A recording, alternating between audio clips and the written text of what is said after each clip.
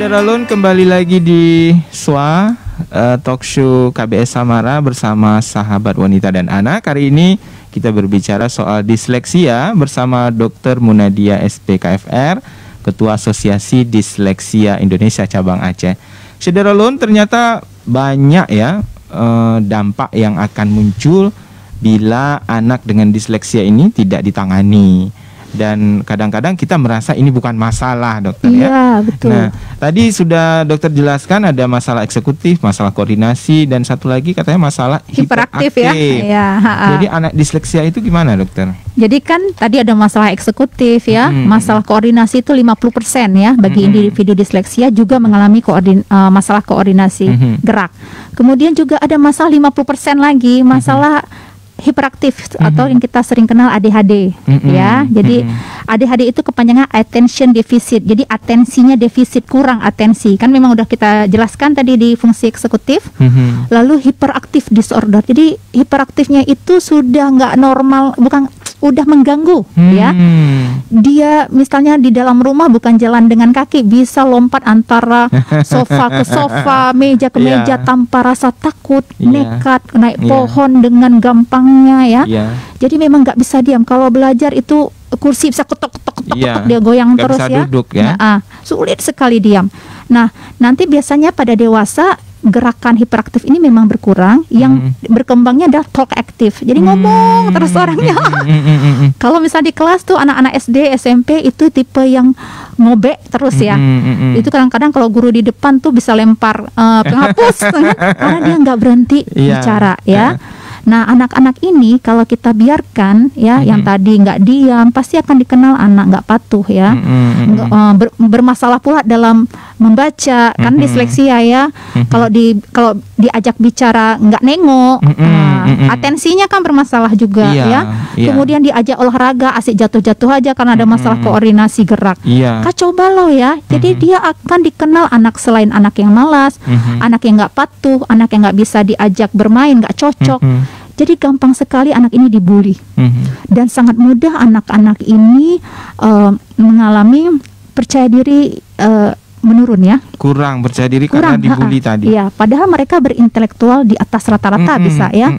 Hilang kemampuan memecahkan masalah mereka, banyak ide karena mereka sudah sering diejek, diganggu, dan udah nggak semangat lagi sekolah. Gurunya yang nggak ngerti mungkin juga sering memarahi. Ya, gimana nggak marah ya? Dia nggak mau duduk ganggu orang ya. Iseng sekali. Dia pun akhirnya mudah cabut dari sekolah. Jadi dia tetap sekolah karena disuruh sekolah, tapi nggak masuk kelas. Nah, yang kita khawatirkan bisa jadi mereka mencari teman-teman lain yang di luar sekolah yang mungkin sering merokok ya, bermain hal-hal yang ekstrim ya, mencuri sepeda, bocorin ban motor orang. Dan banyak sekali pada ADHD yang disleksia ini di usia dewasa itu terlibat hal-hal kriminal. Jadi mereka memang ekstrim dan suka sekali mencoba hal yang di luar etika ya, misalnya narkoba ya.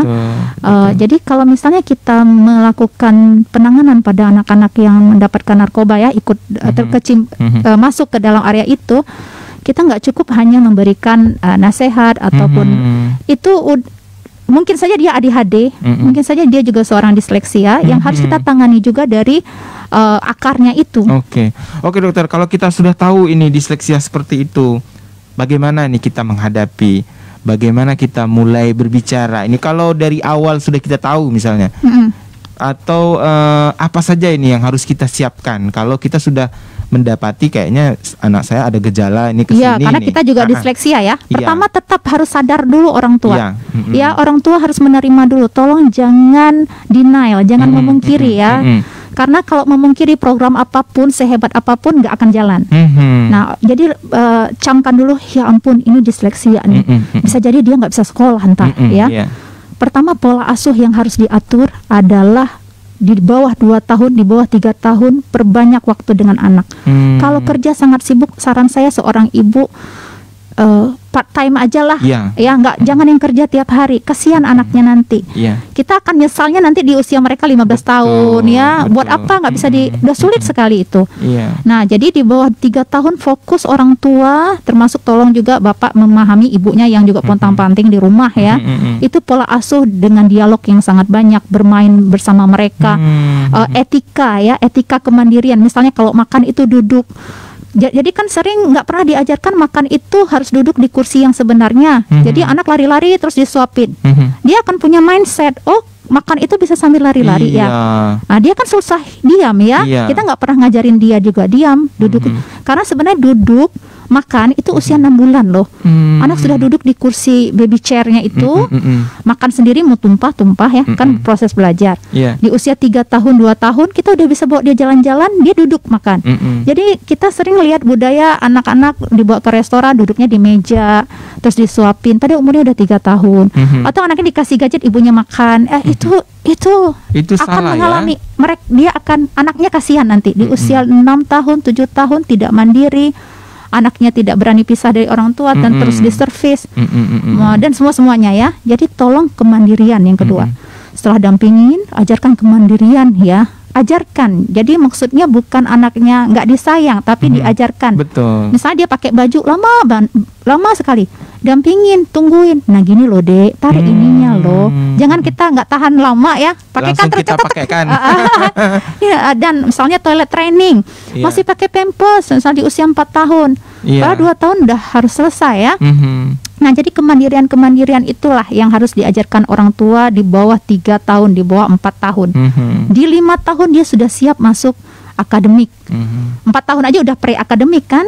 Dia udah beres misalnya masukkan kotak kuenya, termosnya ke dalam tas, tutup sendiri resleting. Jadi nggak terus didampingi oleh orang lain, udah tahu pakai kaos kaki sendiri dan seterusnya. Nah tolong itu dulu diajarkan. Itu yang pertama sekali. Dokter, kalau misalnya kedua orang tua sibuk benar, bisa nggak nyewa orang pengasuh? Saya sarankan juga begitu, tapi carilah pengasuh yang S1. Jangan pengasuh, karena nanti banyak program kalau yang misalnya SMA ya, mereka nggak tahan ya. Jadi kan kalau nggak tahan, kalau nggak tahu tujuannya apa, pasti nanti akhirnya di tengah jalan udahlah kasih aja HP, kasih TV. Tapi kalau yang berpendidikan, kita kan udah kasih tahu kalau kamu kasih TV, efeknya ini. Jadi kamu tahan ya. Kalau adik misalnya berulah, kamu sabar ya. Karena proses disiplin itu sangat penting di bawah 5 tahun. Nah, di samping mereka juga bermasalah bahasa ya. Kita nggak bahas di bahasanya dulu nih. Nah, jadi tolonglah boleh cari yang S1. Tapi memang bayarannya jadi mahal. Tapi menurut saya itu worth it ya, dibandingkan udah kerja nggak pegang anak, dikasih sama orang yang entah siapa-siapa ya. Kerja buat siapa sih sebenarnya ya. Nanti nyesalnya belakangan. Nanti biasanya tuh umur 7 tahun anak, ibu dan bapak udah punya 2 mobil, udah punya rumah yang mewah, tapi anaknya udah nggak kayak mana ya, anaknya sering udah kayak gitu. Ya pilihan sih ya. Pilihan. Jadi kalau Syederalun di rumah sudah mendengar kita dari awal, kira-kira ada gejala seperti itu, kita perlu melakukan langkah-langkah awal ini dokter ya, supaya tidak terlambat. Nanti tujuan kita ini pada akhirnya apa sih gitu ya? Kalau misalnya telat, aduh kita jadi kasihan mereka. Banyak yang udah diceritakan tadi ya. Mereka jadi nggak percaya diri, sulit mengambil keputusan. Kemudian istimewanya anak-anak disleksia ini apa sih dokter? Mungkin bisa dijelaskan. Karena kalau kita tahu istimewanya apa, nanti kita bisa optimalkan ya. Iya betul. Baik. Nah, jadi dasar dari mereka tadi kan berintelektual normal, bahkan bisa di atas normal. Nah, seseorang yang mempunyai intelektual normal itu normal dan di atas ya, semakin tinggi intelektual, sebenarnya semakin tinggi kemampuan memecahkan masalah dan menciptakan sesuatu, berkreasi ya. Nah, pada disleksia itu punya kelebihan di bagian banyak buku mengatakan 3D ya. Jadi visual mereka 3D itu kemampuan dalam Kalau kecilnya mereka dalam menyusun, mendesain, ya. Desain itu kan cukup luas ya. Iya. Bisa desain rumah, bisa desain tulisan, bisa desain apapun. Bahkan pengusaha pun dia mendesain produknya, misalnya dia menghasilkan produk sampai mendesain, menyusun bagaimana staff-staffnya bekerja jadi out of the box, ya, sehingga berhasil dia. Nah, mereka sangat lebih pada disleksia di area itu, ya, berkreasi. Kreatif sekali. Yang banyak buku menjelaskan mereka bisa berpikir di luar kotak, ya, out of the box. Yang orang lain, yang orang normal nggak kepikir itu. Mereka selalu punya cara yang berbeda yang bisa keluar dari masalah itu. Nah, jadi sebenarnya seni-seni itu paling banyak, ya. Misalnya orang dalam contohlah kita minum gelas apa nih? Air putih. Air putih dalam gelas, ya, kemasan, ya. Nah, ada salah satu merek pipetnya kecil. Salah satu yang lain mungkin punya apa ya supaya jadi lebih, ya. Mungkin pipetnya dibesarkan, jadi enak sekali. Dia selalu punya ide-ide yang orang lain nggak kepikir. Betul. Atau misalnya mendesain pelaminan lah, ya. Setiap bulan itu ada 5 pernikahan, dia harus berpikir beda selalu, kan nggak boleh sama, ya. Nah, kekreatifan itu akan menghasilkan, akan membawa nama mereka, mereka akan mempunyai penghasilan yang sangat cukup, dan mereka enjoy di tempat kerjanya. Kita kalau udah enjoy dan menikmati pekerjaan kita, empati kita kepada orang lain itu tinggi. Nah, kita akan, karena saking hidup senang, ya, apalagi yang aku harus bantu orang lain. Tapi kalau hidup kita stres terus, ya, bangun pagi mengingat harus kerja, misalnya masuk kantor, terus ditugaskan administrasi, ya, dan kita kan terbalik-balik itu penyusunan, terus dimarahin lagi, nanti salah misal di lab, harus ingat urutan lab, kasih ini dan seterusnya, salah, bisa hancur mesin. Nah, bayangkan kalau kita mengkecimpungkan menyuruh anak kita bekerja di tempat bukan bidangnya, ya? bukan areanya. Nah, jadi pada disleksia ini mereka sangat sukses, kebanyakan, ya, yang sukses ini itu di area pengusaha karena bisa mendesain sendiri, ya, area bebas, seni, ya? Menggambar, ya. Biasanya yang bahkan ada yang produk Nike itu, ya, yang mendesainnya, ya, itu juga seorang disleksik.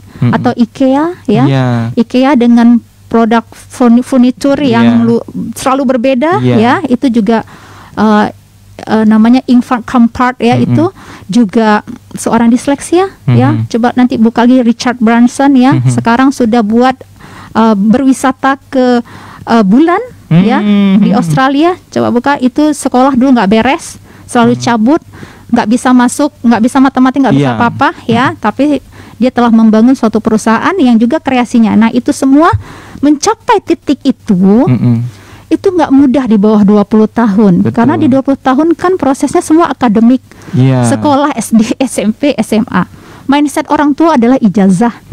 Kalau nggak sekolah kayak mana nanti, Dok? Nanti dibilang sama kalau orang nggak PNS, gimana nggak PNS? Mindset kita PNS. Jadi anak disleksia mentok sebenarnya di PNS ini, karena mereka sulit mengikuti aturan orang lain. Mereka punya kreasi yang kadang-kadang juga dijelaskan ke bos kan juga kaku, karena kerja di pemerintahan, nggak jalan. Jadi mereka mati langkah di situ. Jadi sayang sekali sebenarnya kalau kita udah tahu dia punya kekreatifan, entah dimasak, ya, jadi chef, entah jadi buat kue, buat roti, tapi kita paksakan di akademik itu. Nah, kan melawan arus itu nggak gampang. Orang tua harus punya ilmu, sehingga mereka sangat yakin melangkah, oke, anak saya memang akan saya masukkan kursus buat roti yang bagus, bahkan sekalian aja terus di Jepang misalnya, misalnya dia betul-betul sekolah bagaimana mengemas rotinya dan bla bla bla bla. Yang beda gitu, yang dari beda, tempat kita, jadi ya? Karena udah tahu saya bukan SMP, bukan SMA. Jadi misalnya pas SD itu dilatih terus bahasa Inggrisnya, karena ya nggak belajar lah ke arah matematik atau sejarah atau semua, karena udah tahu apa yang mau diasah. Itu kan nggak gampang, ya. Artinya lebih cepat tahu, lebih cepat penanganan, lebih cepat sadar, ya. Dan menerima anak saya memang lain dari yang lain. Itu juga paling susah, Dokter. Kadang-kadang orang tua begitu mendapat diagnosa atau vonis, ya. Kita bilangnya vonis atau apa, ya? Diagnosa kami, ya. Diagnosa, ya. Nanti orang tua kadang-kadang nggak mau menerima Oh enggak, anak saya enggak seperti itu gitu. Nah, menghadapi yang kayak gini gimana nih caranya? Kebanyakan sebenarnya menerima, tapi tidak mampu menerima programnya. Programnya itu kan berat karena mengubah perilaku satu rumah dong. Misalnya anaknya harus disiplin bangun pagi, makan sarapan pagi bersama. Nah, orang tuanya biasanya bangunnya jam 10 pagi. Nggak bisa ya. Ataupun orang tuanya kerja jam 7 udah nggak di rumah ya. Jadi anaknya dia sulit sekali memberikan waktu dan melaksanakan program untuk anaknya. Jadi kebanyakan yang mentok dan bukan gagal ya, tidak cepat perkembangan yang baik, ya orang tuanya sulit berbagi waktu itu dan sulit mengubah ini mereka juga karena capek pulang buka HP. Sebenarnya capek pulang lihat anak dulu ya, tapi langsung buka HP, bapaknya nggak boleh diganggu, padahal harusnya bapaknya nyapa ibunya, anaknya dulu segala macam dan seterusnya. Ada yang telepon dokter, kita coba gabungkan. Ya. Halo, assalamualaikum. Halo, assalamualaikum. Waalaikumsalam. Dengan siapa Bapak? Dengan Zayan, Mbak, di Lampulo. Pak Zayan di Lampulo. Oke, Pak Zayan di Lampulo, kita sedang berbicara tentang disleksia. Ada Dokter Munadia. Silahkan Pak Zayan. Ya, saya mau nanya aja untuk ciri-ciri yang kami secara umum kan, untuk mengetahui bahwa seorang anak itu mengidap disleksia itu seperti apa, yang secara umum, yang usianya Pak? Di usia berapa Pak anaknya? Karena berbeda. Oh gitu, itu sisa 4 tahun ini. 4 tahun, ya. Karena sering disuruh belajar ngaji, dia nggak fokus, kurang fokus ya. Kira-kira ciri-ciri umum yang mungkin bisa kami detek secara dini gitu. Iya. Ya, makasih Bu. Baik, Pak Zain. Satu lagi Bu. Terus untuk tadi kan penanganan yang tepat tadi kan. Iya. Mungkin ada khusus atau apa gitu Bu untuk anak-anak seperti ini. Iya. Oke. Terima kasih Pak Zayan di Lampulo. Iya, ciri-ciri untuk di usia 4 tahun kan. Ya, harus pastikan dulu tadi lahir normal, semuanya normal ya. Bisa jalan di bawah usia 18 bulan ya, nggak boleh ada masalah kejang, kurang gizi ya, kurang gizi di bawah 1 tahun karena itu proses itu semua mengganggu proses intelektual, karena kalau disleksia intelektual harus normal. Iya. Berarti kalau ada salah satu ciri yang barusan dokter sebutkan itu bukan. Pastikan dulu, bukan disleksia ya. Pastikan dulu tidak ada gangguan itu semua. Iya. Karena intelektualnya harus normal. Jadi kalau anak ini benar berintelektual normal, kita akan lihat lagi perkembangan bahasanya. Nah, jadi bahasanya itu misalnya usia 2 tahun harusnya kan tadi sudah 50 sampai 100 kata. Di 3 tahun sudah 1000 kata dan sudah ngomong per kalimat. Contoh kalimat di 3 tahun tadi misalnya dokter? Papa main sini. Itu 3 tahun. 3 tahun, udah gabung 3 kata.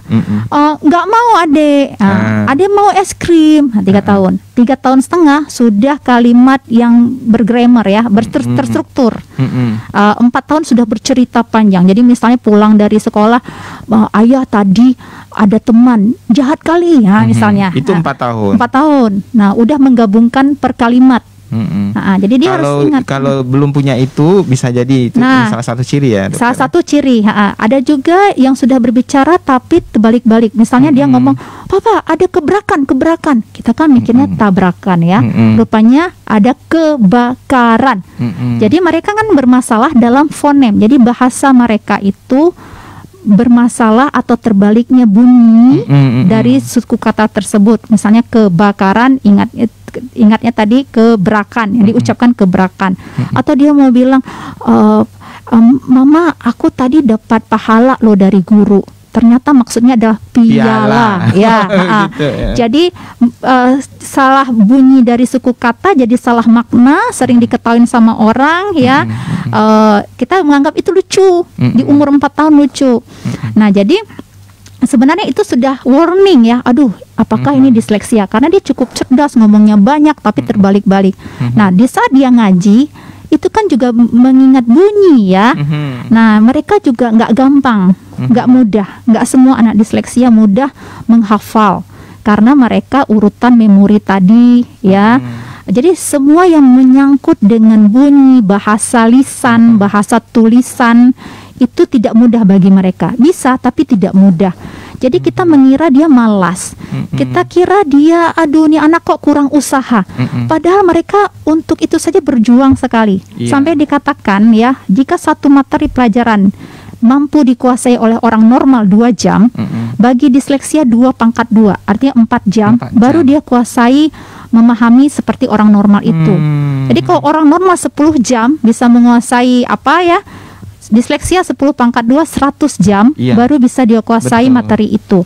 Nah, yang kita kira dia malas, dia nggak bisa menolak terus ya. Padahal dia untuk berjuang itu belum sampai ya, belum ngerti. Cari selahnya. Kalau fokusnya bermasalah, ada beberapa anak udah perlu misalnya obat memang. Ya, ada obat yang mengatur dopamin. Dopamin itu adalah tadi dari fungsi eksekutif. Bermasalah pada disleksia, jadi berserakan lah, bahasa kasarnya dopaminnya berserakan. Jadi itu nanti dibentuk lagi, dikasih stimulasi pada obat sehingga lebih tertib lah dopamin itu, maka mereka akan mudah untuk fokus, mudah untuk konsentrasi. Kadang perlu obat juga. Kalau ngaji kurang fokus tadi bisa jadi salah satu gejala. Itu kita lihat dulu fokusnya ini kenapa ya. Karena harus dipahami intelektual di bawah rata-rata itu juga memperlihatkan fokus yang sangat pendek dan nggak bisa konsentrasi. Nah, tapi pada intelektual di bawah rata-rata, misalnya kita bilang adik bisa belajar ini supaya ini, itu nggak dapat. Tapi pada disleksia kan dia ngerti. Tahu dia apa yang kita bilang. Adik kalau bisa ini, ayah hadiahkan ini loh. Jadi dia punya target. Oke lah, aku harus usaha karena aku nanti dapat hadiah ini. Tapi kalau yang di bawah rata-rata dikasih janji apapun nggak ngerti, nggak ada motivasi. Itu harus dibedakan dulu ya, dokter. Makanya saya khawatir kalau ngomong misalnya itu fokusnya pendek. Ini di mana dulu area dia? Intelektual normal atau di bawah normal? Karena beda nanti penanganannya. Baik, memang nggak cukup 1 jam ya kalau membahas ini. Nggak terasa sudah. Kalau sekolah sebenarnya kalau umur 4 tahun ya masih PAUD ya, PAUD atau TK. Kita lihat kemampuannya di mana. Selalu ajarkan berdasarkan kemampuan, bukan berdasarkan umum. Kalau kemampuan dia ternyata masih di 3 tahun, ya ajarkan anak 3 tahun harus kuasai apa. Misalnya buka kancing baju. Kancing baju itu harus konsentrasi loh untuk buka. Ya, harus lihat koordinasi tangan kanan kiri. Itu untuk pegang pensil nanti. Betul. Jadi lihat dulu di mana kemampuannya dan mulai dari situ. Baik dokter, memang tak terasa ini waktu berlalu, sudah habis ya, sudah 1 jam. Ada pesan ini dari dokter untuk orang tua yang mungkin punya anak dengan gejala disleksia? Karena disleksia ini sebenarnya out of the box ya, sangat cerdas dan kreatif ya, bisa menjadi pembangun bangsa, pendiri bangsa ya. Kalau mereka berhasil ya, tapi kalau kita tidak mengenalnya, mereka jadi orang yang terlihat malas, sering dikatakan pengangguran ya, yang malas, nggak berani mengambil inisiatif ya, nggak berani muncul di depan orang dan seterusnya, nggak jadi apa-apa. Sangat disayangkan kita kehilangan anak-anak yang kreatif ini. Jadi loss of generation ya, karena prevalensi ya, disleksia itu cukup tinggi, 1:10. Artinya kalau dalam satu kelas ada 40 anak, 4 orang kemungkinan besar adalah anak disleksia. Kita tidak mengenalnya, padahal dia cukup cerdas. Bisa jadi dia seorang kreator ya, di suatu tahun-tahun mendatang ya, 30 tahun mendatang. Tapi karena kita tidak tahu menghadapinya, sering kita marahin misalnya, sering kita anggap ini malas bener nih anak, nggak ada usaha. Ya mereka jadi orang di bawah rata-rata, ketergantungan. Bayangkan kita hilang orang-orang yang kreatif ini ya, hidup jadi kaku, nggak enak ya. Kan sangat indah misalnya kita pergi suatu tempat, aduh bagus sekali kreasi tempat ini, aduh bagus sekali kursi ini. Itu semua adalah yang menciptakan yang penuh kemampuan kreasi ya. Nah itu akan hilang orang-orang seperti itu. Mereka akan tenggelam ya, dan nggak kelihatan lagi, takutnya banyaknya jatuh ke arah kriminal. Itu yang sangat disayangkan ya. Padahal sangat melejit ya, bisa membangun, malah masuk ke area-area yang cukup banyak ya, ke bui. Nauzubillah min dzalik lah ya, berusahalah, tolong ayo kenali mereka, dengan cara belajar. Baik. Orang tua harus belajar. Terima kasih Dr. Munadia atas waktunya hari ini. Terima kasih juga pendengar kita yang sudah WA, sudah telepon. Mudah-mudahan ini bermanfaat untuk semuanya. Sekali lagi terima kasih dokter. Assalamualaikum warahmatullahi wabarakatuh. Waalaikumsalam warahmatullahi wabarakatuh.